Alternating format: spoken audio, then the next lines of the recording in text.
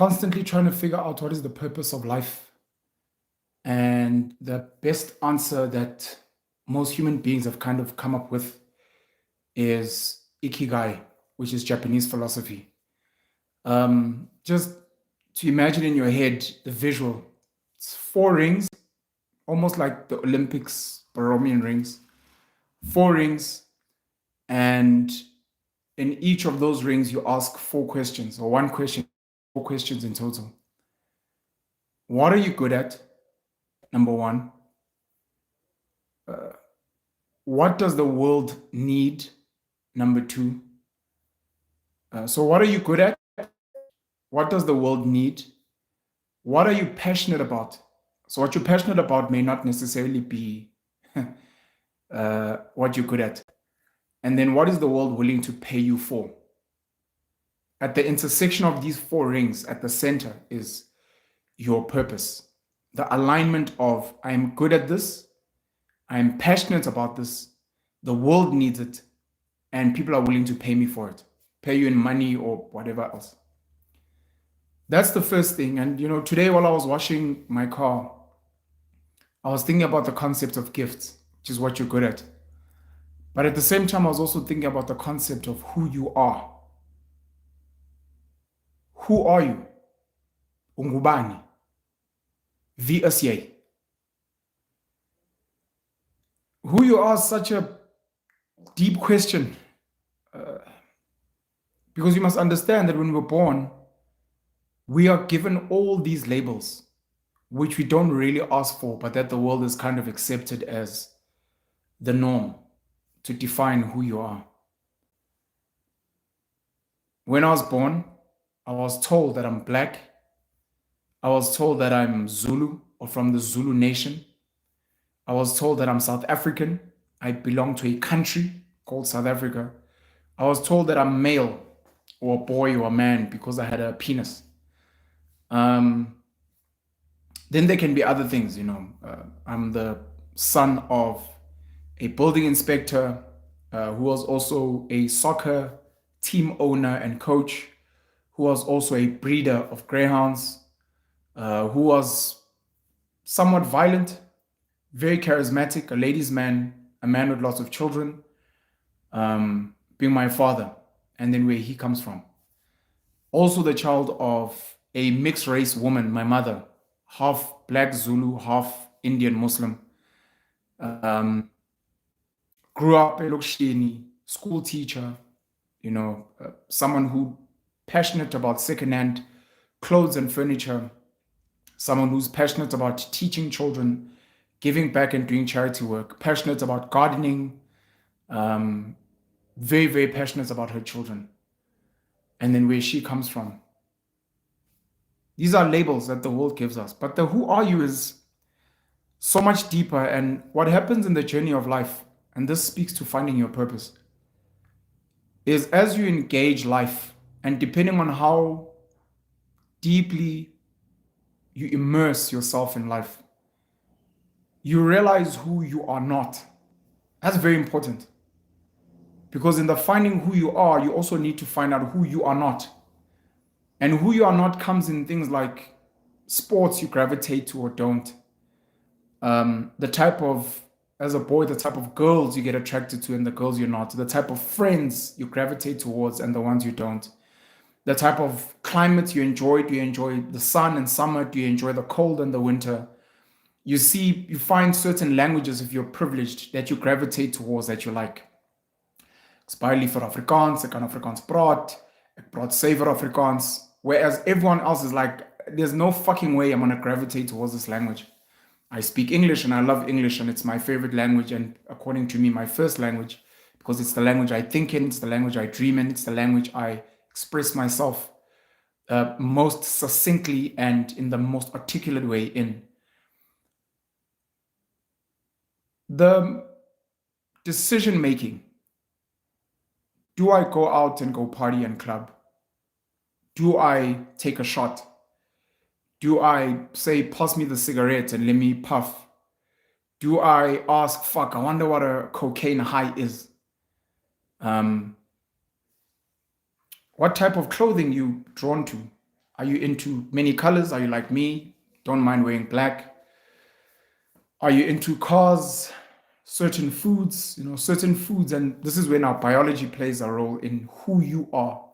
Certain foods give you allergies. You get a rash, get a runny tummy, you vomit, because biologically who you are just does not want that, whether it is inherited or climate or country or whatever the case may be.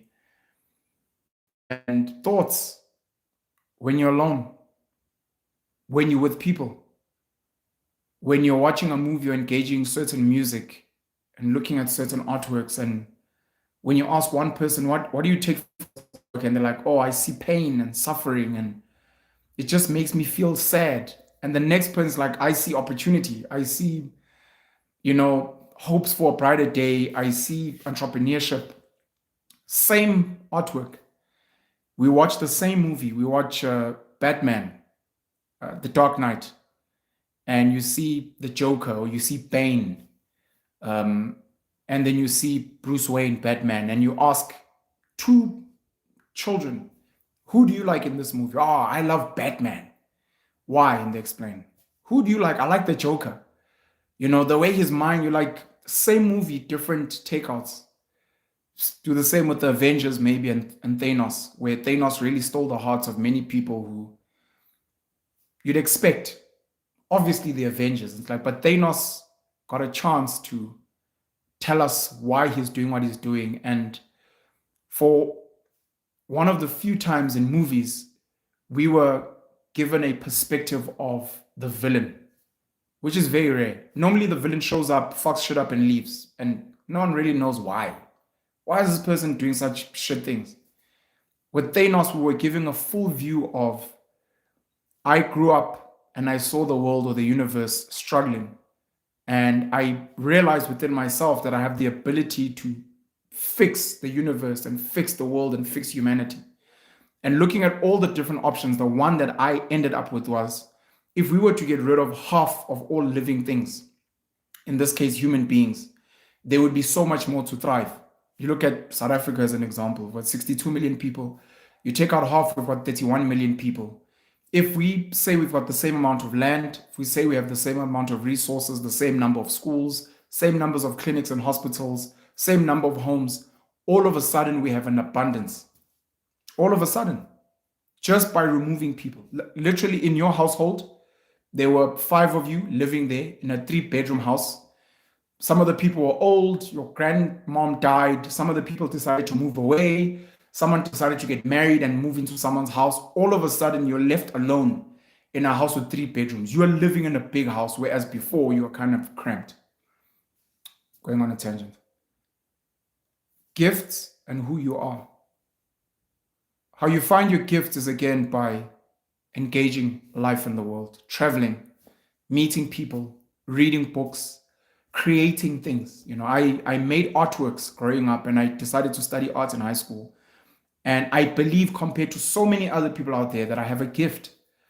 I can draw really well. I've got an eye for beautiful art. And at some point, I thought I was going to be a full-time artist, especially when I got to varsity. I was like, I wouldn't mind being an artist for the rest of my life. Visual artist, at least. Sang choirs, sang solos. Later on, after varsity, I made 2 mixtapes. And I was like, maybe I've got a gift of music. I can sing, I can rap. I've got an ear for what I think is good music. So maybe that becomes another gift. Grade 9, I started keeping a diary. I'd been reading a lot of books. Grade 9, I started keeping a diary. This would go all the way up until university. And then in university, I decided to start writing pieces. And my first book, 2006, was a collection of these pieces of my thoughts. Thereafter, I'd followed up with 3 fictional works. Today, I've got 13 books, and it becomes maybe one of your gifts is writing. You've got these books, you sell these books, people read your books, people like your books. Maybe you should be a writer. Used to love reciting, orals. I would go to Eisteddfod and do poetry. I enjoyed my orals. I became a speaker. I started speaking, from the reading of the English to performing. I mean, I did a play, I think in grade 8. I remember winning a trophy for most promising actor. At some point, I wanted to be an actor. And now you perform and you speak, and maybe speaking is your thing to a point where today I podcast. And as much as I get to give a platform to guests to speak, I also get to speak. I make my own videos where I speak and people listen. I get invited to speak at engagements and I speak. I've got a very vast general knowledge. I've accumulated a lot of information. I've traveled quite a bit, even though traveling is very frustrating to me, physically at least. Um, I have empathy and I have perspective. I can listen to someone who is deemed a very violent, brutal criminal, dictator, tyrant, and I have the ability, like Avengers and Thanos, to get out of myself and get into that person and try to rationalize why they do what they do and how they got to that point, um, without necessarily saying they're right, but just to try and understand. So this becomes like my bag of gifts. And then in those gifts, it becomes a who are you? And again, I gave you the labels. I'm Black, South African. Who I am is the child of parents who grew up during the apartheid era. And when you're looking for purpose, maybe my purpose as a Black boy, using my gifts, is to take my family out of poverty if they're in poverty, create industry. I've done business as well. Not really good at it, but I've made some money. Entertain, maybe, educate, inspire,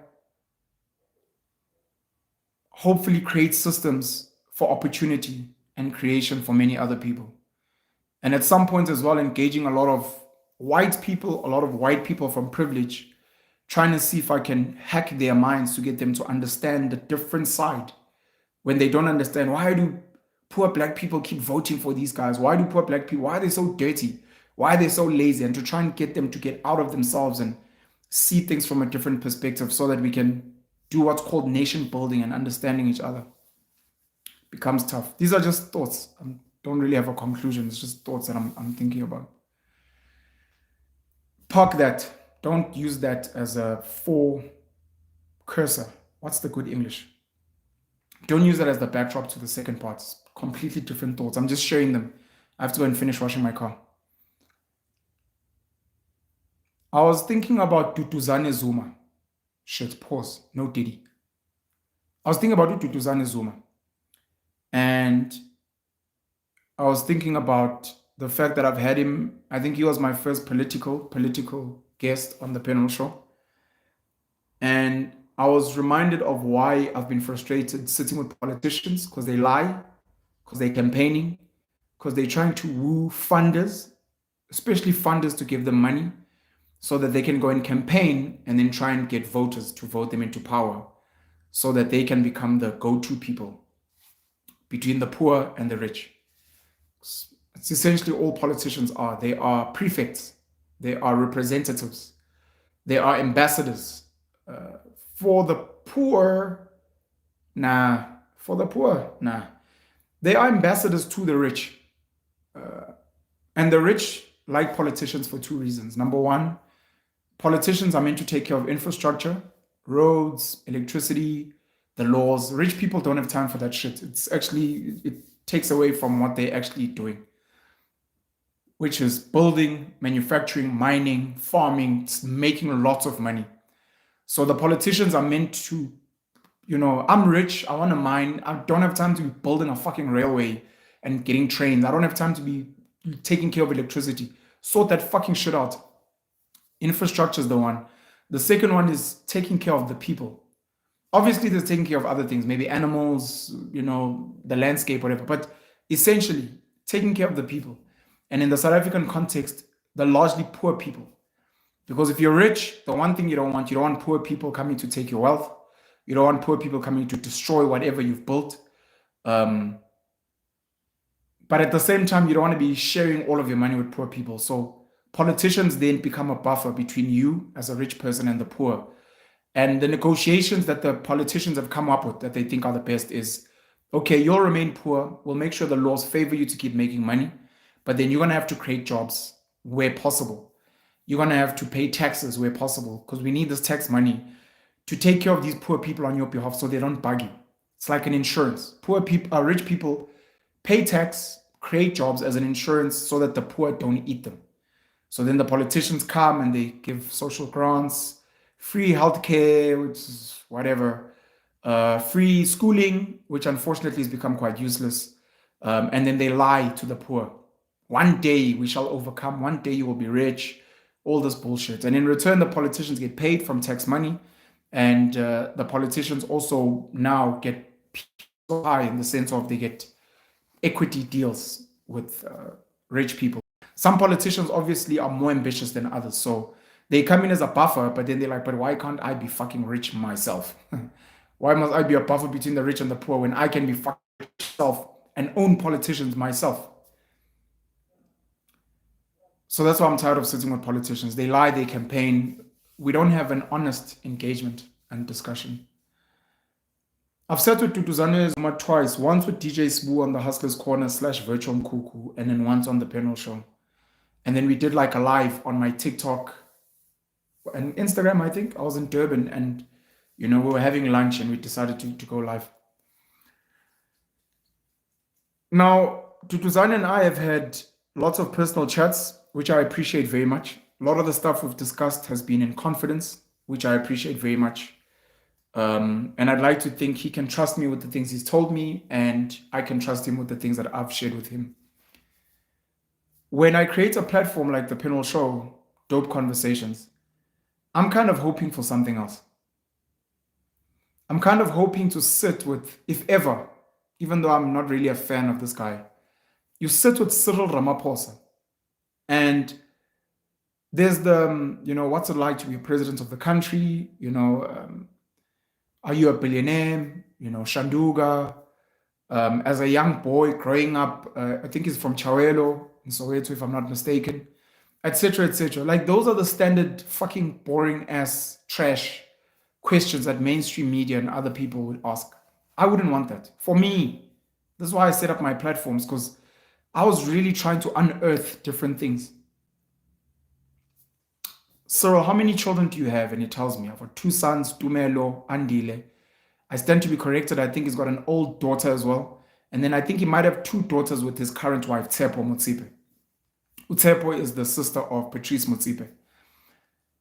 I think Cyril is once or twice, I stand to be corrected, once or twice divorced. So you sit to them and you ask, so your kids from different women, how do you balance fatherhood? Do you actually really get to see your kids? I mean, Mandela was in prison for a while and didn't even get a chance to bury his firstborn son. Heartbreaking. How do you balance fatherhood? How much time do you spend with your kids? Do you think your kids know you? And during COVID lockdown, I remember Duduzane Zuma and his father, Jacob Zuma, having an online chat, which they put online, an online chat video, which they recorded and uploaded. And I thought it was so dope. And what it did is it gave me a glimpse into realizing that Duduzane does not know his father as much as we think he does. He doesn't. He's outside of being Jacob's son, outside of seeing his father at times growing up, he watches the guy from a distance like us. He reads newspaper articles just like us. And he asked him a lot of questions that were personal to him, and his father answered. So you'd want to ask Cyril that. You'd want to ask him about the concept of being captured and what it means. Being handpicked by wealthy white people, Harry Oppenheimer, and what that feels like. And the misunderstanding by people out there in propaganda. Cyril Ramaphosa gets handpicked by Harry Oppenheimer. He works in an office in a mine as a lawyer, and then he goes and he sets up the National Union of Mine Workers. They lead a march. He gets into mainstream politics. They set up BEE, becomes wealthy. Today he's president. Now, that is deemed a horrible story by a lot of black people. Now, let's contrast this with Cyril Ramaphosa gets handpicked by Jose Mourinho, Pep Guardiola, Roman Abramovich, handpicked to come and work in this football team. And in this football team, he works there, he maybe recruits other football players from around Africa, and then he becomes one of the most valuable players, becomes a Samuel Eto'o, Didier Drogba, it's fine. And then later on, he becomes what Zinedine Zidane is now. I think he's a coach, if not a team manager. He's there is a big deal. That's a beautiful story. We celebrate it. Now, in the South African context or in this political context, that's deemed selling out because there are black people who are oppressed. They believe part of who oppressed them were the Oppenheimers and other wealthy families. And people like Abo Cyril were there campaigning, we will give you a better future. They got into the game. They made money. They became animal farmers. They became the next level of oppressors. You've got Life is Dimeni, Marikana, COVID looting, all that fucking shit today. But now, sports, contrast, the guy was just playing football, he was living, whatever the case may be. He wasn't campaigning, I will get us into Barcelona, I will get us into Real Madrid, and then you sold us out. So that misconception of any other ordinary black child, given that opportunity, would have seized it with both hands. Julius Malema, Jacob Zuma, Boyiseni Ndlozi, Vuyo Zumula, you have found a dollar billionaire who sees something special in you, who says, I would like us to have a meeting, who says, I'd like you to come and work in my office, who says, look, I see a lot of people are frustrated and upset. I'm willing to put funds together to help you set up this thing. Later on, you become a part of the ANC. The ANC is looking for funding. You go back. Let's use a real example. Rob Hersoff sees me, thinks I'm something special. We sit, I visit his home, we have chats, we debate and discuss politics. And let's say I'm politically ambitious. And I say to Rob, listen, I think I can do better than Nelson Mandela. I think I can do better than Cyril. I think where these guys have dropped the ball is they didn't focus on education and skills. And I don't think they focused on meritocracy from a business perspective. Later on, it became affirmative action, employment equity, black economic empowerment, broad-based black economic empowerment. But the reality is what we needed black people to become skilled and educated. And then we needed them to apprentice in business. And then when they take over businesses or when they build businesses, they can help the South African economy grow. So imagine a situation where Siya Kolisi is parachuted into the Springboks. He does not tackle. He can't score tries. He can't run. He's under-conditioned. And we can't win any games because he misses tackles. He knocks balls, all this shit. But he's a Springbok and he's a black Springbok and maybe he's the captain. And you're like, but this guy is a fucking shit player. Versus a Siya Kolisi that you pick from grassroots level. You put him on a nutritional program, a diet. You put him in the gym. You get him to understand the game, the rules. You get him to work his way up and you get him to earn his right. So that by the time he becomes a billionaire like Patrice, by the time he becomes president like Cyril, like no one can say anything. You're like, this is the most qualified, competent captain we could have in Siya Kolisi. And we are all proud of him. White, black, colored, Indian does not matter. And the rest of the world has huge respect for him, which is why he's celebrated as he is now. Would a Cyril Ramaphosa, Patrice Motsepe be celebrated the same? Have they proven their mettle and their merit, or were they parachuted in there? So Rob Hersoff is like, I hear you. Let's work. I'm going to put you on a couple of boards for a couple of reasons. Number one, I want you to understand how we operate business. I want you to earn a track record and say, Pen has sat on these boards. I think there was a time when Cyril sat on 18. I want you to understand governance. I want you to meet as many people in these boards as possible so that when you get out of here, it's going to be easy for you to fundraise. Siya Kolisi today, if he leaves the Springbok, is not going to struggle to fundraise for a rugby team, for rugby development, for anything he wants to do because he's been on the platforms. So then it's easy for me to get into politics. I set up a party like Usongezo Zibi and Rise Mzansi or Musi Maimane and Build One South Africa. And all the people I'd sat on boards with, everyone who'd listen to me speak in board meetings, people that had read articles about me, people that had seen me speak on platforms like Osisu, what's her name? She's the CEO of Naspers. Puti Mahanyela, if I'm not mistaken. You've also got she used to be the proxy for Mvelapanda at ABSA, Yolanda Tuba. She's a chartered accountant. You go to seminars and you speak and people know you. Oh my gosh, this is Penn, the multimillionaire who sits on these boards. And there's a lot of these black people, by the way, in this country. So then I go out and I get into politics, and I'm still liaising with these people. And Rob herself is happy to give me money. And maybe I've sat with, I think it's Brian, if I'm not mistaken, Brian Manel. I've met Brian Manel. I've maybe met Christo Visa. I've met Johan Rupert or his son. I've sat with Jonathan Oppenheimer, who is the next level.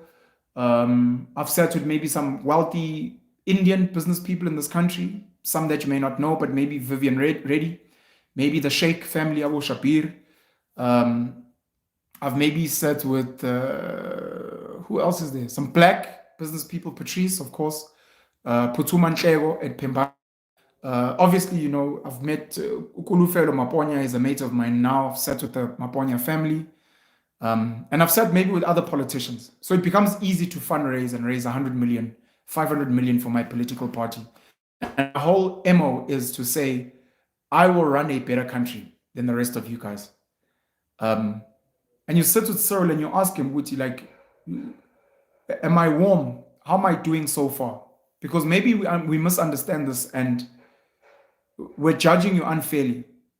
And then you need to tell us where we can judge you fairly. Where did you fail here? There, you said you'd educate the population, but the schools are a pile of shit. You're like, look, I don't work alone. I work with a bunch of fucking hyenas and a bunch of fucking imbeciles in government who are all about chowing money and not building fuck all.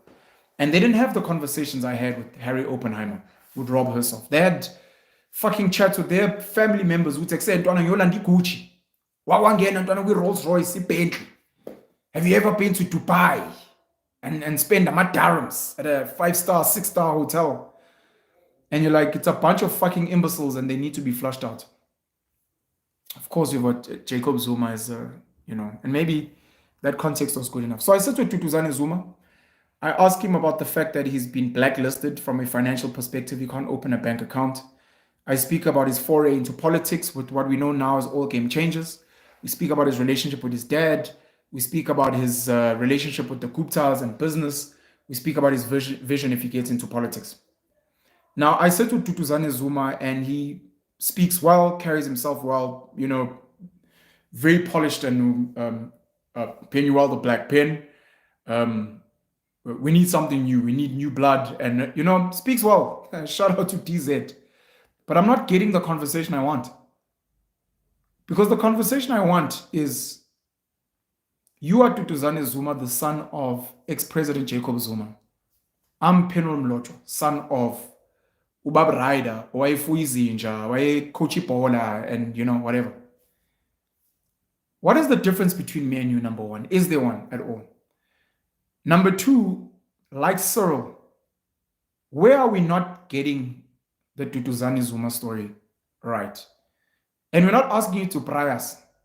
Don't turn us into Puravors and fucking pry us, or turn us into lamb chops and marinate us and then pry us. No. We're saying bring us into your confidence. Try and protect certain stakeholders where you can. Don't fucking incriminate yourself because you'll get into shit. But tell us the story. Young boy, I think he was born in Mozambique, I think with his twin sister Duduzile. Speak Portuguese, I think until the age of 7, if I'm not mistaken. Moved to South Africa. Get to meet this fucking psychopath of a father of yours that is so polarizing.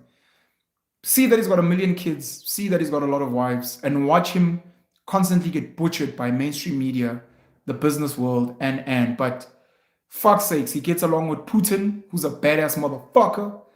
Gets along with Xi Jinping. Gets along with I think he gets along with the Prime Minister of India, President of Brazil, and many other people love him.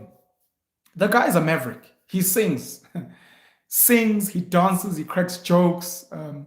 He's got this fucking really, really special X factor. You cannot buy it. Can't buy it. That's your dad. That's your fucking father. And now you come up the ranks. You finish school, go to tertiary, and then now it's time to start life. And your father's Jacob Zuma. Now, for us, the rest of the ordinary humans, this is where now you need to literally force us from where we are in our pop lives and bring us into your life and get us to rationalize where you're at so that people are also forced to think. If your father was the president of the country, would you say, you know what, my father's president, I'm not going to do any business at all. Any business I do is going to be seen as a conflict of interest. I'm going to go paint pictures. I'm going to go fucking work in a garden. I'm going to be a school teacher. I'm going to do everything I can to get as far away from my dad as possible. What does that mean? You are going to punish yourself to work his fucking ass off and strategize and play chess to get to the number one citizen spot in this country. And you will not use that opportunity. And we need to all take a moment.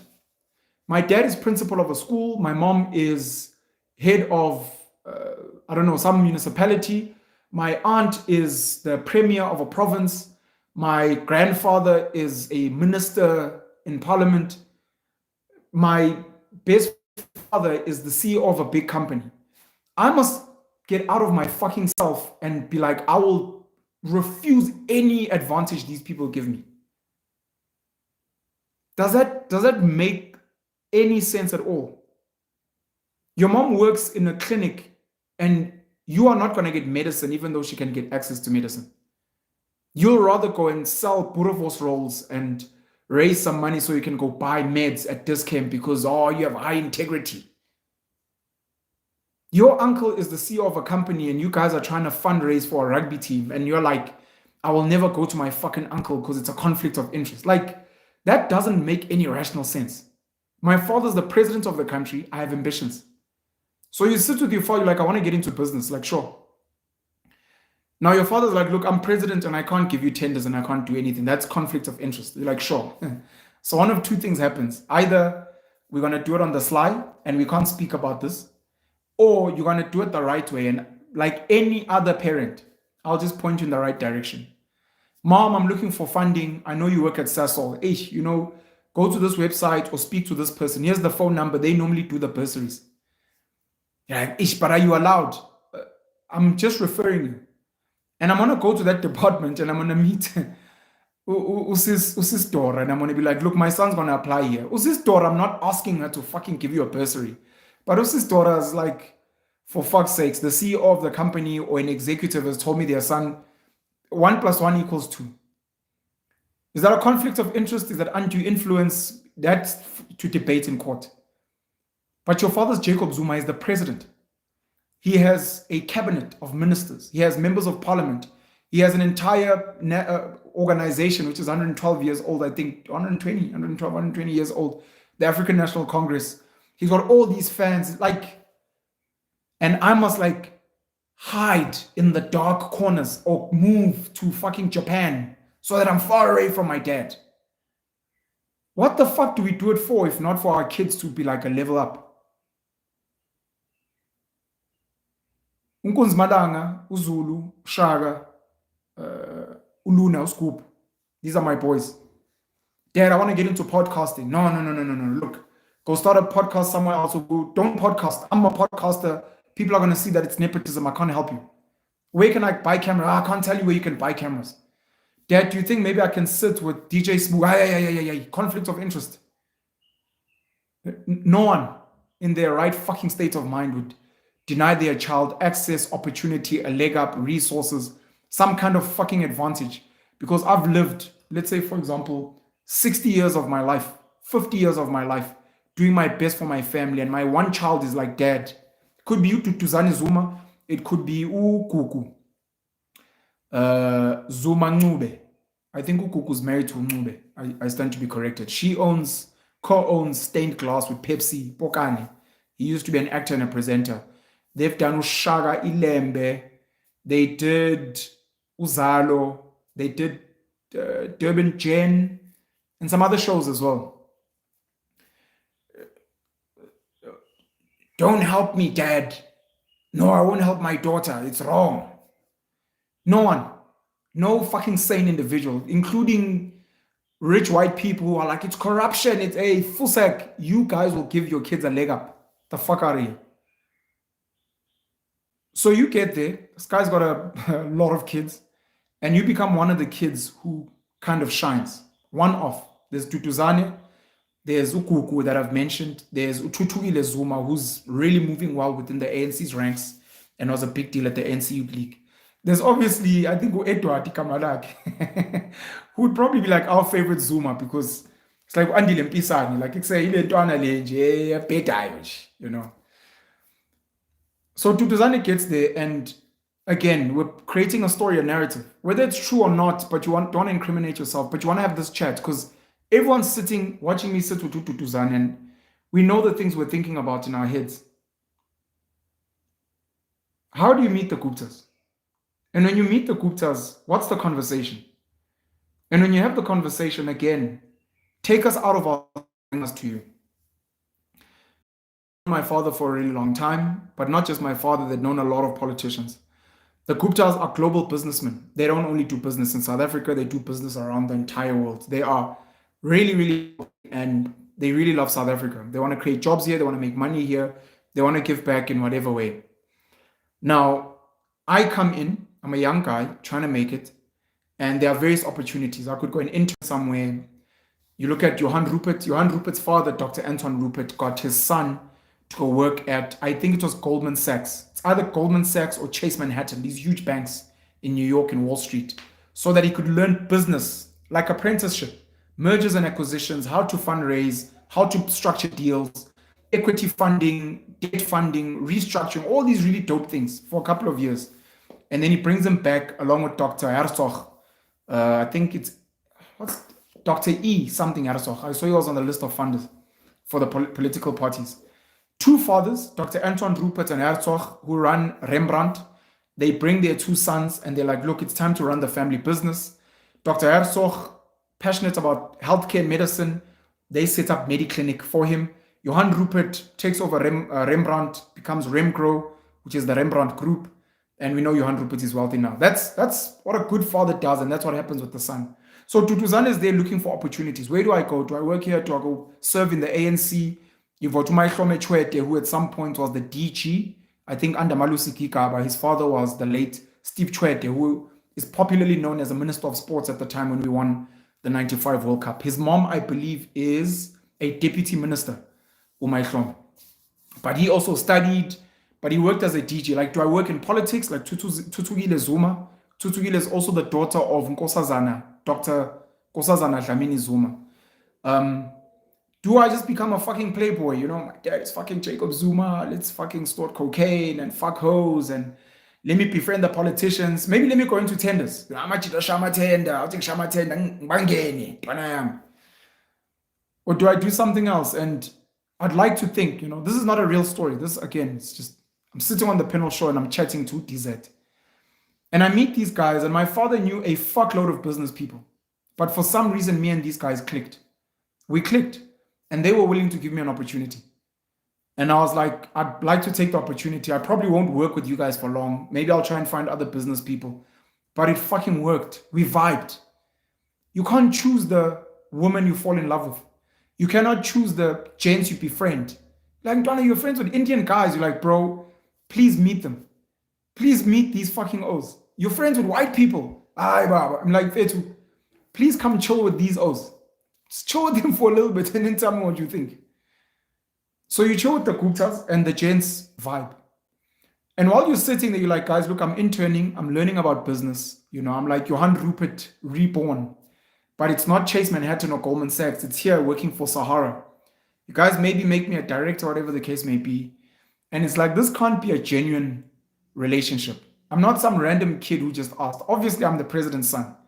What do you guys want in return? Be honest. Be fucking honest. And we had chats. We were like, look, whatever we do, it cannot be illegal. Whatever we do, it can't get us into shit because it's going to destroy business. It's going to fuck shit up for your father. And we might end up in prison. So we need to, whatever we do, needs to be within legality, even if it is largely immoral or people see it as weird. Doesn't matter. We are Guptas. We are, I think they're from India. The Gupta family is huge in India, by the way, not just these buggers that you guys know. The Gupta family is huge in India. Like, the Guptas are, even if you go historically, I think they were like emperors or whatever. We are Indian. We are foreign. So with that, there are certain doors we cannot get into, which would need a South African, maybe black. You tick those boxes. On top of that, your father's the fucking president. It gets no better. On top of that, you present well, you speak well, you're professional, you have etiquette, you have some level of integrity, you move well, and you understand business. You've got a gift that normal kids in your situation cannot. We could work with any of Jacob Zuma's kids. They don't have your particular set of skills. And to be honest, we'd like you the front. We'd like you to be like our messenger, and we'd like you to get into rooms that we can't get into. And we'd like to give you an equity stake. And in return, you're going to get access to business and you're like, gents, let's fucking do it. As long as it's not illegal, as things are above board and. Duduzane Zuma sat on Newsroom Africa, and one of the things he raised was, because one of the questions he was asked was, but I'm sure things were easier for you and the Guptas doing business in South Africa. And he was like, ironically, it was so much harder because our compliance got scrutinized more than the next person. The next person, you submit your things, they stamp, they move. With you, it's like, we need to fucking catch this guy out. Did they submit this? Did they submit that? Did they pay a bribe? Like, everything is extra hyper scrutinized. Scrutinized. So it was actually tougher, and we really needed to be on top of our game. Got into a couple of businesses, some of them being popular. One of them is the farm. I don't think Duduzane was involved with the farm.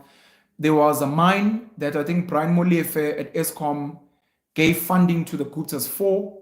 I don't know if it's Optimum or another one to supply coal to Eskom. I'm not sure what other businesses they had. So one of the things they said is we were not doing tenders, but they did supply SOEs. So you can call that a tender if you want, procurement.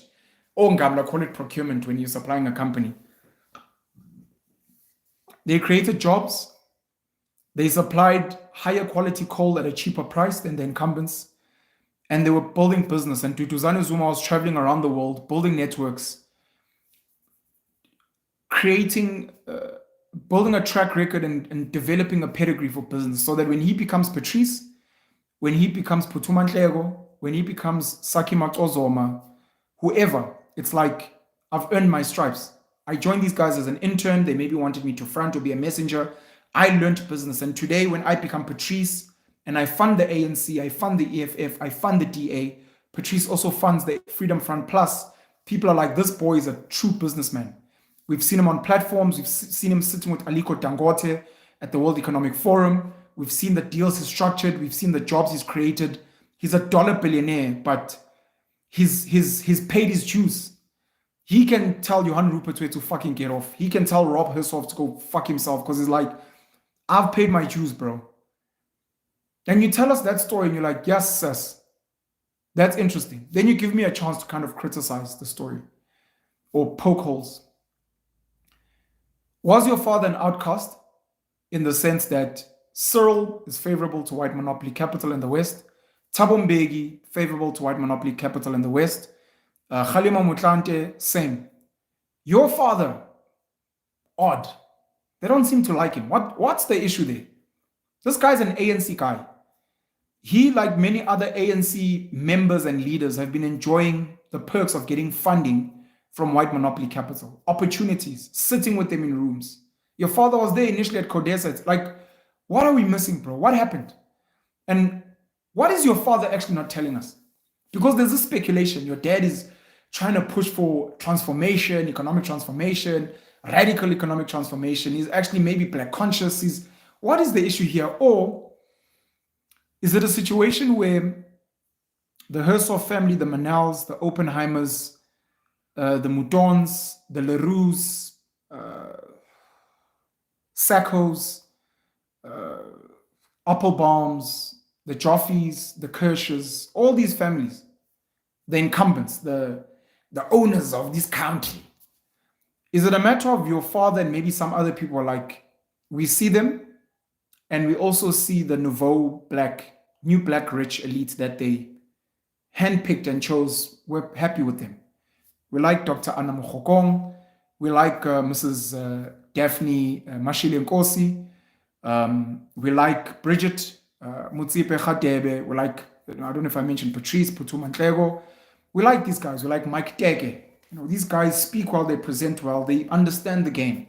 So we're letting them in. And Zuma's like, this is actually not going to work, and it's not going to uplift abantu basemakhaya nabasemalokishini. All it's going to do is it's going to take good blacks, about Penuel, who speak good English and who played first team rugby. It's going to get them to live well. They're going to go live in suburbia. Their kids are going to go to St. Banbani. But they're not really going to fundamentally change the dynamics of this country. What we need are radical black people who are different. Tutumieni, Khaudi Mutsoneng, who else was Zuma's? Braimulife, Matsela, Koko, someone like Mzwanele Mani. Maybe his boy, even though his boy, to be honest, Duduzane Zuma looks like he could be there in the Patrice. Maybe he's just got the wrong dad. But it looks like the English he speaks and what. I mean, if Duduzane Zuma, instead of the Guptas, went to work for, again, the Oppenheimers, the Hersoffs, the Manels, the Ruperts, the Visas, if he'd done that, and he was a non-executive director of ShopRite and Pepco and whatever, the guy would be swimming in cash. He'd be good. I mean, Andile Ramaphosa doesn't get touched at all. He'd be good, but he happened to be the son of this fucking singing and dancing short Zulu man. Oh, in there. You bring in these new players, and the idea is to say, if we don't speak good English, and if we're not part of your clubs, and if your kids don't go to our school, if your schools, we're never really going to make it, are we? Be honest. And we're always going to be serving you and preserving your wealth, and we're always going to be serving the West. But we're never going to get fundamental change. The wealth of Aliko Dangote, does it speak to the heart of real Nigerians? Or is he part of the elite? Aliko Dangote Al-Haji is no different to a wealthy white man. So what the fuck is the point? So then maybe you start that. Maybe. Or maybe it was the white people that fucked Jacob Zuma. And they were like, we don't really like this guy. You know, he's not into rugby. He doesn't speak the language. He doesn't laugh at our jokes. You know, he's not planning to send his kids. Not really feeling him, hey? We've sat with him and, I don't know, it's just something. I'm not really a big fan. So when it was time for Jacob Zuma to campaign for fundraising for the ANC, they were like, maybe not, eh? And you're like, what the fuck? And if Jacob Zuma is going to be campaigning to be ANC president and maybe president of the country, after the axing of a Thabo Mbeki, who business loved, it's like, no, man, let's sabotage this guy so that we can get rid of him very quickly. And then maybe let's bring up our boy Cyril. If not him, maybe we can even punt for Patrice to get into politics. And Jacob Zuma was caught between a rock and a hard place. It's like, look, I either get sabotaged and I see my bums, or let me actually go and build my own bunch of funders. And not only am I going to build my own bunch of funders, but I've actually got international allies. I've got friends in Russia, I've got friends in China, I've got friends in Japan, I've got friends in India, I've got friends in Brazil. If rich white South Africans who are proxies for the US and the United Kingdom don't feel me, they can go fuck themselves. I'm bigger than them, and I'm going to show them. And that's where the issue started. Then it became state capture, and it became 9 wasted years, and it became BRICS versus the West. This whole fucking thing. And Duduzane is like, yeah. And some of us became collateral damage and we got straight bullets. But the one thing I will say about my dad is, looking at how he moves and maneuvers and how he's anti-fragile, I learned to do that. I started building relationships in the Middle East, places like Dubai. I started building relationships in parts of Asia. I've got friends in Europe that I don't speak about. I've got friends in the United States of America. I've got friends in parts of Africa that people don't know about. So I'm also anti-fragile like my dad. Because I realized white monopoly capital may not like me. The banks will probably fucking shut me out. And luckily we've got BRICS. Luckily we can get global visas. And luckily there's cryptocurrencies. And now we move like what the future is going to be.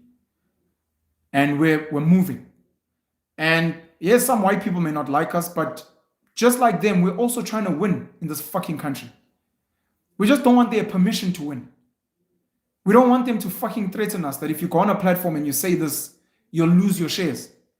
We don't want them to give us BEE shares. What the fuck for? We don't want BEE shares. There's a fucking country up for grabs. And we want our 40 acres and a mule. We want our own stake. Our fathers, our grandfathers fucking fought for this country. Your forefathers came and colonized this country. They fought, they won. Kudos. Not too shabby, hey, Nige. Our also staked a claim of my birth. And we don't want your handouts. And to be honest, we have got enough of a market globally to supply coal, chrome, uranium, platinum, gold. We don't need you. We don't need your deals in Antwerp and your deals in Tel Aviv and your deals in London and New York. We're good. We've got Moscow. We've got Beijing. We've got Shanghai. We've got New Delhi. We've got Seoul. We've got Tokyo. We've got Rio de Janeiro or Brasilia. We're fucking good to go. We just need you to fucking move out the way and respect us. And the incumbents were like, fuck this. We are not going to let this guy come and build a black springbok that doesn't report to Saru and who was this guy? Yuri Ru, who fucking stole money from Saru. We're not going to let these guys report to you guys. We don't want them to report to the IRB or whatever it's called today, the International Rugby Board or whatever. We're good to go. And it's like, we're not going to let that happen. So we're going to throw everything in the fucking kitchen sink at the propaganda of this shit. And that's the fight we're dealing with. Get Duduzane to sit with me after fucking 3 hours and be like, to be honest, Pen, the people of this country are suffering and it's because people at the top are fighting. You've got old white money that's got a fuckload of money and a fuckload of contacts around the world. And you've got new black money who are kind of puppets of old white money. And then you've got people like my father who have exposed that this country and this continent's up for grabs. And they're trying to work with the BRICS guys to be like, we'd like you guys to become real new black money in a way that's never been seen, where you guys build your own NASPers through a new age where ANN7, we want you guys to mine from scratch. We want you guys to build commercial farms like Clover, ZZ2, Afkri that are your own, where you're not asking for permission.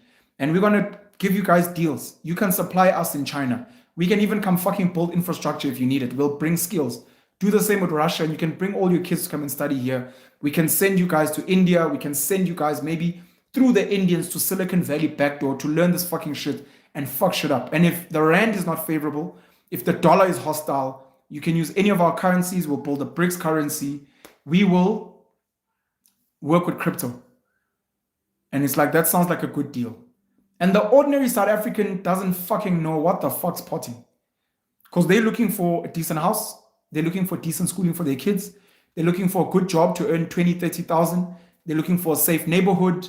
And they're looking for some type of entertainment. Watch football on the weekend, drink a beer, my wife, go to fucking sleep. I'm not here for fucking geopolitics and who owns which mine and Glencore and Trafigura and Vitol and Vanguard and State Street and Fidelity and BlackRock and the United Kingdom and King Charles and Ingonyama Trust and the Royal Bafokeng and the borders and Pan-Africanism and free trade. I'm not here for that fucking shit, bro. I just want a dignified life. And if the white people are going to sponsor my child's schooling, and if the white people are going to give me a good job at their bank, in the insurance company, I'm good. If this black business is going to give me an opportunity for my kids to have a good schooling, my kids to go to tertiary, my kids to get a good job and feed themselves, I'm fucking good. And you guys are all trying to get us to buy into a narrative. Oh, you can't support Jacob Zuma. 9 wasted years in state capture. But it's fucking obvious. Look at the commission. What happened at the commission? Can you prove that Jacob Zuma is corrupt? Have the Guptas stolen any money? Prove it. To this day, there's nothing. Chief Justice Raymond Zondo was gifted the Chief Justice position by Cyril for playing that game. Over R1 billion was burnt. Lawyers and other people and researchers and support got rich. Cyril Ramaphosa's kids are good. Tumelo's fine. He's there with the cryptos, last I checked. Drones as well. Andile Ramaphosa does deals in the background.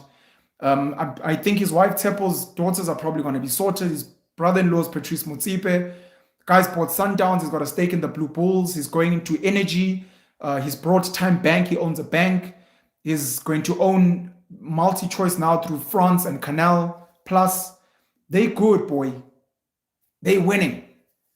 Jacob Zuma maybe thought he was also building his own fucking stake with the Guptas, and Duduzane Zuma sat on the Gupta's board at some point.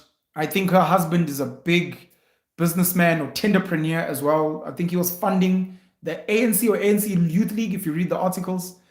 They were building a stake. You've got his daughter, Gugu, who's getting into media and film and narrative and storytelling. You've got Duduzane Zuma, who's imagining of Patrice Motsepe for maybe RET. You had all these other they were looking to revolutionize the mining charter so they can have real black owners. They were looking to bring in black players into SAA. They were bringing in black players into ESCOM. Maybe they were going to do the same with Transnet, with Lucky Montana. All these things. But people are like, hey, destroy the fuck out of this shit. Praveen, sell SAA. Destroy Transnet. Fuck ESCOM. Let's actually speed up the privatization process. You guys will own stakes in this shit. But we cannot afford to have these people. And now you've got Julius Malema, Floyd Shibambu Ndlozi, who are speaking about nationalization, who are speaking about a black-owned economy, not just in South Africa, but on the continent. Shut this shit down fucking quick. And you can choose which side you want.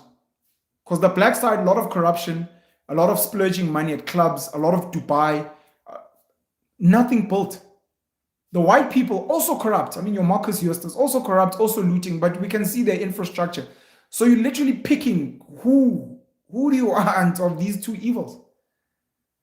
And at the same time, some of us are asking, can we not work together? Can I not bring Rob Hersoff into a room with Duduzane Zuma and we chat? Gents, you guys maybe represent two different sides, but some of us just want a South Africa that fucking works. We want a Springbok team that just wins World Cups, bro. But it cannot be Rob Hersoff that the Springboks is just white people.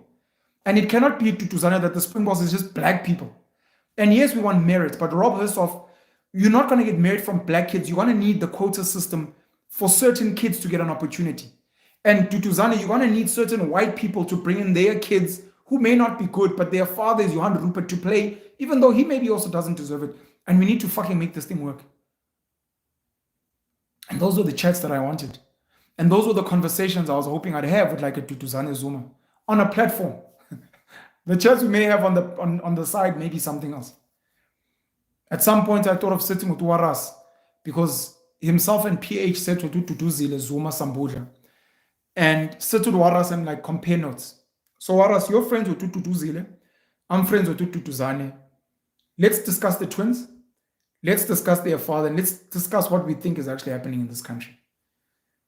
Obviously, make sure that we don't burn bridges and fucking lose the friendships. Like, bro, how can you discuss that? We spoke about this in confidence.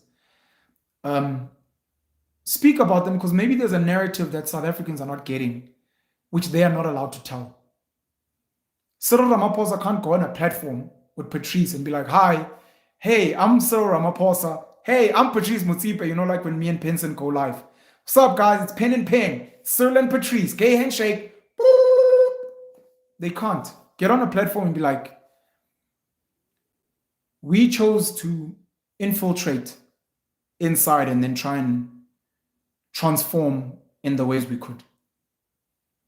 We went to work with white people. We spoke their language. We had to preserve their wealth, which we still do. But we can tell you that over a 30-year period, we have helped Phuthuma Nhleko, as an example, Patrice, other business associates become wealthy. We have uplifted our own families.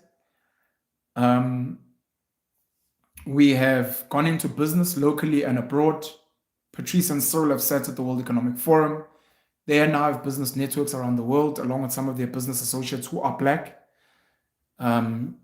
Patrice has infiltrated football. He's turned Sundowns into a super team, something that South Africans may wish for. Who knows, in future Sundowns could be playing in a league versus Barcelona and Real Madrid. Infiltrated CAF to try and transform African football and get it more professional. People were calling for a black bank. Patrice Motsepe delivered with Time Bank. People were looking for stable energy. And because of all the different mafias involved, Patrice was like, let me get in. I'm going to be an independent power producer and I'm going to supply power to the people. He owns a stake in the Blue Bulls. So you can say now if there are black players in the Blue Bulls, we also have a black owner in Patrice. They donate to schools. There's Adopt a School, which is under the Cyril Ramaphosa Foundation, where they donate resources to schools. They've gone into farming. Patrice Motsepe speaks very, very beautiful Afrikaans. He's very involved in agriculture as well. Cyril Ramaphosa is, of course, a farmer and a game farmer as well. They've gone into that space. They've given lots of people opportunities in the various ways. With Shanduga, with African Rainbow Minerals, African Rainbow Capital, Mvela Panda. You've got Abo Ondabansele with Pamotsi, Putumantlego, Pembani. I think it's Safiga. I stand to be corrected. All these other people, Kalahadi, now you've got Dr. Hannah Mahokong's what? Seriti. I think it's Seriti. They're like, guys, we decided to do it this way, not this fucking clumsy Jacob Zuma way, where it looks like you're being hostile. And if you're hostile, obviously white people are gonna fucking close the taps. Ben, why are you joining AfriForum? Are you infiltrating these guys, or are you genuinely a sellout? Who the fuck am I selling out? I'm not a politician. I've never stood on a platform saying, I will fight for black people. I'm living my life. I love Afrikaans people. I watch rugby. I live rugby. I don't have to pretend. I've got a lot of white mates. I genuinely get along with a lot of white people. I get along genuinely with a lot of Indians, a lot of coloreds. Why did you join AfriForum? And I've explained many times, and it wasn't good enough. But Ntanayam, are you infiltrating these people? Bring us into your confidence. Are you infiltrating? We are getting Amapunu there to learn tricks. Did you go to Orania to go and learn something from Amapunu to infiltrate? Sol and Patrice wouldn't sit on a platform and tell us that.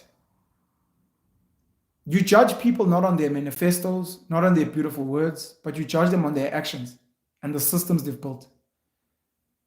And you'd be right to ask, what system has Jacob Zuma built?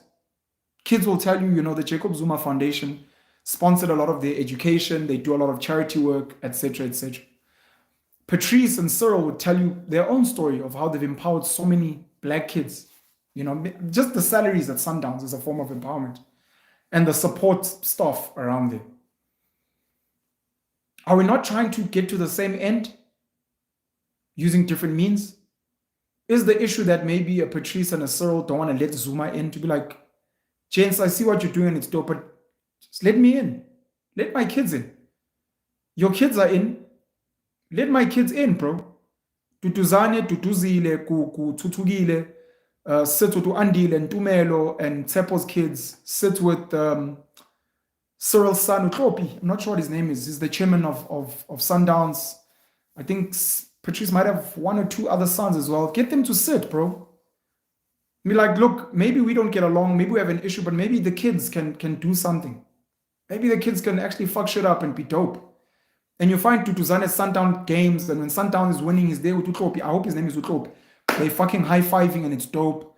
And you see Kuku Zuma documenting aspects of the work that Tumelo Ramaphosa is doing with crypto.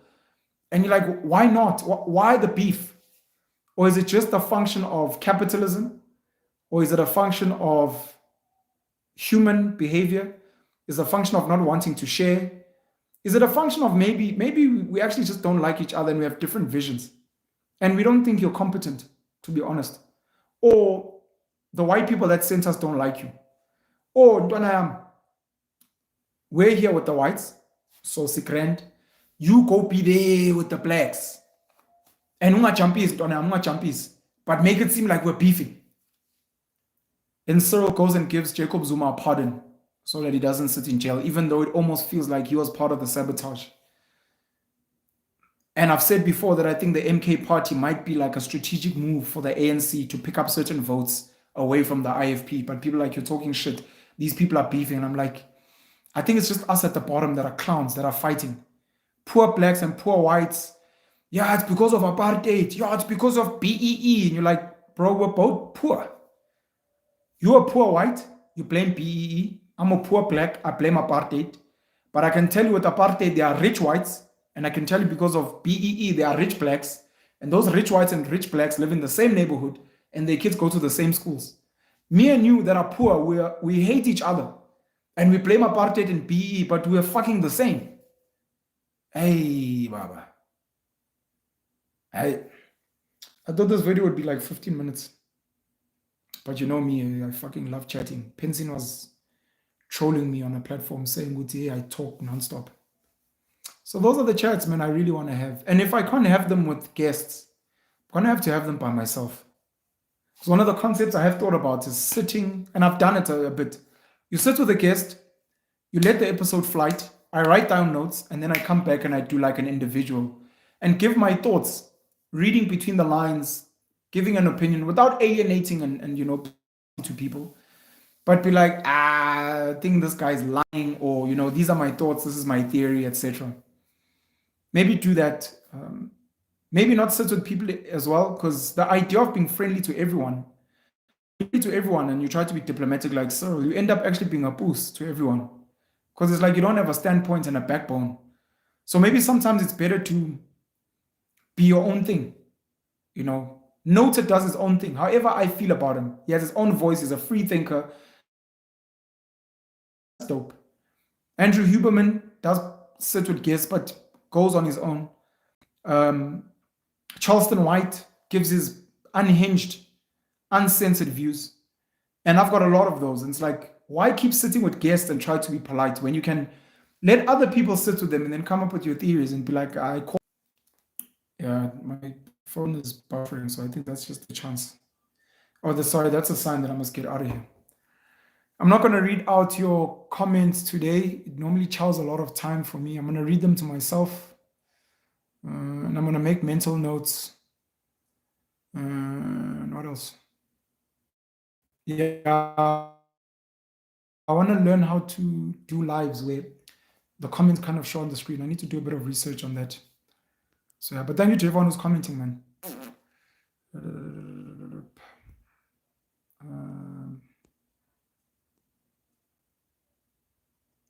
Okay.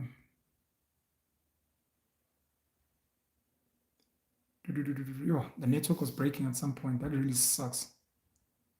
I'm sorry. Today I'm just not reading the things out loud. Normally I deviate a lot and I'll end up speaking for another 30 minutes.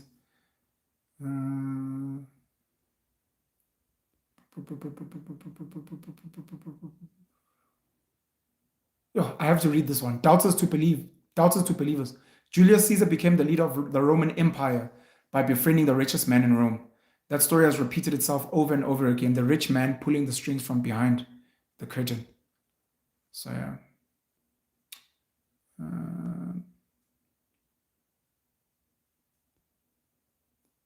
Okay, let's see here.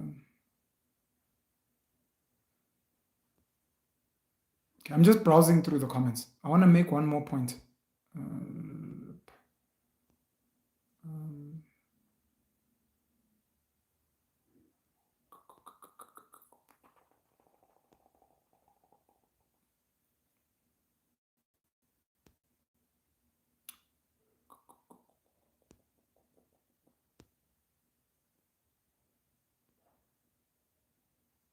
I think I've read enough. Thank you so much for the comments, guys. I just hate the fact that YouTube doesn't keep the comments because they're actually really, really valuable. Really, really valuable. So as we get to the elections, the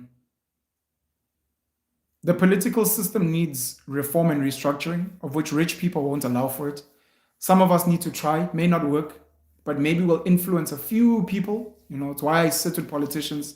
It's why I sit with rich people, because I do hope that some of my words will somehow infiltrate their minds and hack them.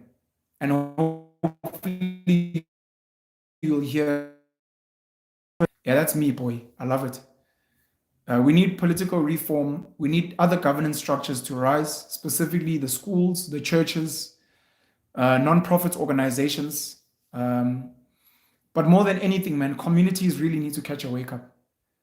I hope to inspire communities to operate like mini countries. When you speak about illegal foreigners, when you speak about unemployment, when you speak about infrastructure, when you speak about the quality of schools, healthcare, skills, etc. I wish I could get as many like-minded people as possible to focus only on their community. So that if someone's like, oh, unemployment in South Africa is bad, and I'm like, actually, we have close to no unemployment in my community. The healthcare system is bad. Well, in my community, we've infiltrated the public clinic or hospital. We make sure that it works. We donate. We what. Schools are bad, and you're like, yo, not in my community. The schools are top notch, and the kids are now learning hard skills, and we've closed the potholes and we patrol. I mean, it's one of the reasons I admire AfriForum so much. It's one of the reasons why I'm probably going to spend more time speaking about OHM, the Organic Humanity Movement, because we have like minds in terms of the future of the country we want and the type of leaders, community leaders we need. If you've got like illegal foreigners, it's basically people that are unwanted in your community. Not unwanted, it's people who don't contribute to your community but take away. So it could be a business person, it could be a criminal, they could be South African. And you're like, we don't know these people.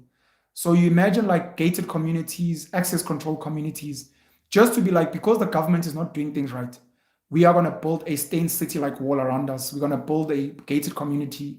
We're going to build whatever. We're going to have our and what, so that even if South Africa, my community is safe. Our economy is good. There's health. Kids can walk any time of night because it's safe. It's access controlled. Everyone is documented as a card or whatever, and we can track them. I really think that might be the future for now, until maybe, if ever, our governments catch a wake up. But the schools, the churches, non-profit organizations really need to rise during this time, and we need to take as much power away from government and politicians and big business people as possible, because that's literally the enemy. It's big politicians and the big business people that fund them. These people benefit from the country being in turmoil, no borders, because some of them make money from illicit cigarettes or mineral mining commodities. They make money from private security. They make money from independent power producers and all the things that you can monetize from dysfunction. They make money from it. And we need to protect our communities as much as possible. So as the elections come to a close, I want to go back to Penuelism. I want to go back to the work that I do. I want to go back to meeting people. I want to go back to traveling. I want to go back to having really dope conversations that are not campaigning, that are not promoting fucking shit, but that are just genuine chats on the world, history, philosophy, how we can make the world a better place. That's what I'm about. So yeah, I think I'm going to shut it down there. Makes me really sad that I'm not reading your thing, man. Should I read your... Nah, it's been too long. I need to get up. Penuel the Black Pen, man. Catch up with you guys soon. Probably going to be releasing a lot of content between now and next week, Wednesday. Like content like this, speaking about the elections. Monday, the Penuel show is going to be an elections special. Be sure to catch that. And yeah, I'm so glad I'm done interviewing politicians, at least about politics and the elections. Can't wait to get back to ordinary chats and some of the more important things: family, health, travel, cool stuff. Well, cool stuff to me as well. Love you guys. I appreciate you. The other thing, lastly, I'm going to be asking you guys to send me money. And I'm actually going to become not aggressive. I'm going to be more upfront. I'm going to be posting banking details. I'm hopefully going to create a pay fast account. I need to get as many people as possible to fund the work that I'm doing. I need to be captured by you guys, but captured with a manifesto or a mandate. Again, it's something I admire from AfriForum. Start with Ernst Roots with DJ Sbu, and one of the things they said is, we don't necessarily listen to the people that fund us. We have a mandate that we've said, and we're saying this is our mandate, and anyone who vibes with our mandate can then fund us. And if you feel we're not meeting the mandate, remind us, or if we feel we need to tweak the mandate, let's have a conversation. But we serve the mandate and not the funders. So if you're coming through and we're saying this is what we're about, give us money for that. If you don't like what we stand for, please don't give us money. Please don't come and think you own us. This is what we're about. Community, Penuelism, making sure kids are healthy, make sure there's skills, and. If you vibe with that, fund me. If you don't vibe with that, go fund anyone else that believes in whatever you believe in. But I'm going to be getting more upfront about, please send me money, please donate, please, it kind of sucks because I hate doing stuff like that, but I realize that it's important. And I'm going to try and make life as easy as possible for people to send me money.